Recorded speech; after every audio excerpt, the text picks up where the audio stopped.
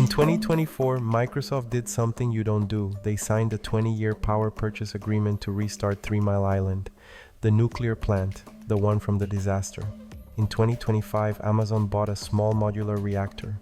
In 2026, Meta locked up 20 years of natural gas at a cost nobody will put on record. We are watching hyperscalers become utilities. Let's talk about why. This is Tech Updates. Let me set the stakes. Data centers in 2024 used about 460 terawatt hours globally.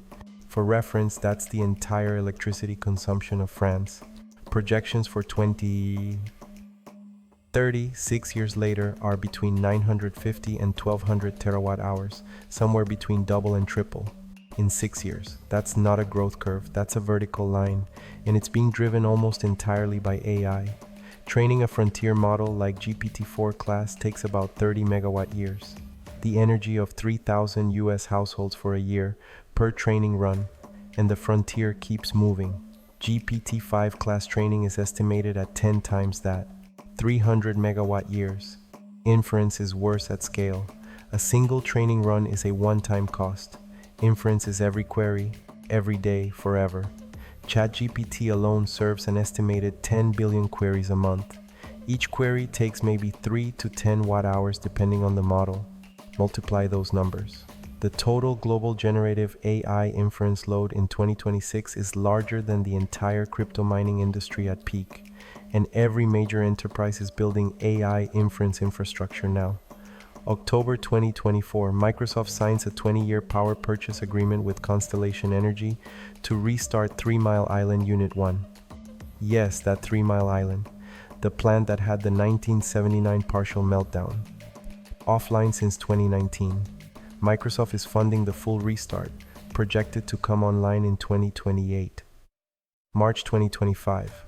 Amazon Web Services partners with X-Energy to build small modular reactors at AWS data center sites. Up to 5 gigawatts of SMR capacity by 2039. New nuclear, not restarted nuclear. Amazon is effectively becoming a nuclear utility. May 2025. Google announces partnerships with Kairos Power and Fermi America for geothermal and SMR development.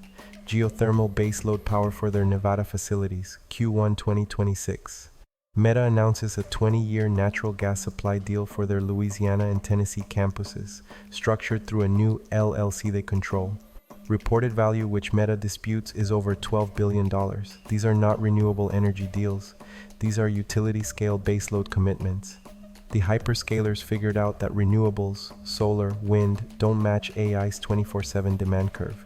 You can't train a GPT-5 scale model when the sun isn't shining. PJM interconnection, the grid operator for the Mid-Atlantic and Ohio Valley, covers 65 million people, issued a warning in their 2025 reliability report that they're running out of capacity headroom.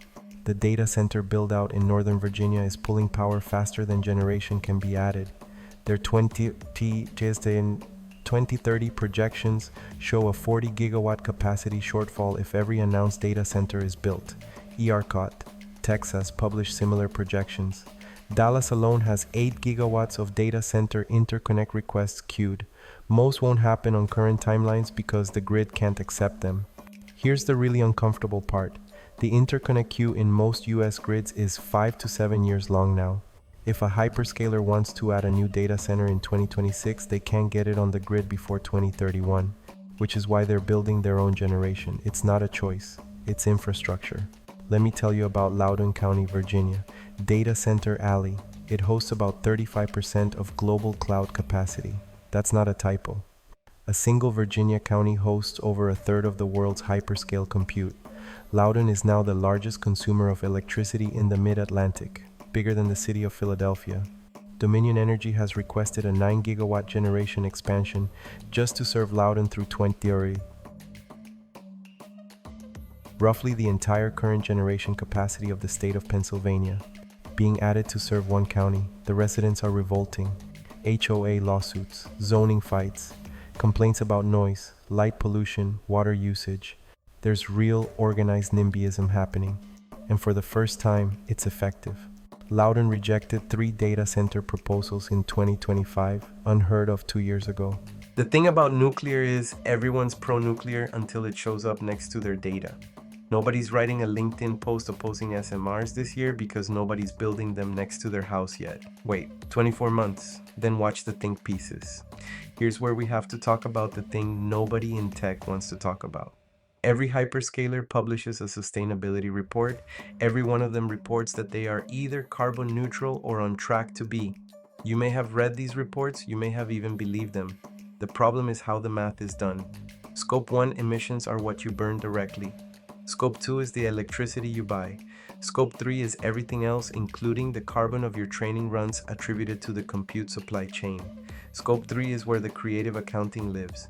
Microsoft's 2025 sustainability report has the most creative accounting I've seen since WeWork. You cannot, I repeat, cannot offset training a frontier model with forest credits. The carbon is burning, the trees are optional. I respect the effort. I do not respect the math. The real emissions of AI training and inference in 2025 are estimated at somewhere between 150 and 300 million tons of CO2, roughly the annual emissions of the Netherlands. The reported emissions are a fraction of that. The difference is creative accounting. Short answer on who pays? You do. Every power customer in a grid where hyperscalers are adding load is paying for grid upgrades through rate increases. Virginia residents saw a 15% rate hike in 2025, attributed primarily to grid upgrades required for data centers. The policy fight coming in 2027 is going to be about who bears the cost of hyperscaler-driven grid expansion. Currently, it's socialized, all ratepayers cover it. The alternative is direct cost attribution. Make the hyperscalers pay for their own grid upgrades. Expect this to become a major political issue in purple states hosting data centers. The debate about whether AI is worth the power is over. It's shipping. The debate about whether the grid can take it is just starting. And the debate about who pays, because it won't be the hyperscalers, it'll be your electric bill, hasn't really started yet, but it will. One stat to close. The International Energy Agency projects that by 2030,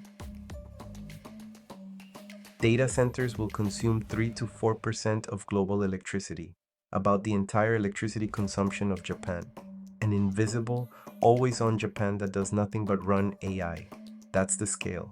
Watch for 3 things: utility-scale nuclear PPAs by other hyperscalers, state-level policy fights over cost allocation, and residential electricity rate increases. Those are the leading indicators. That's Tech Updates. I'm Andres. Next episode, we revisit the worst state-sponsored telecom breach in US history 16 months later. See you there.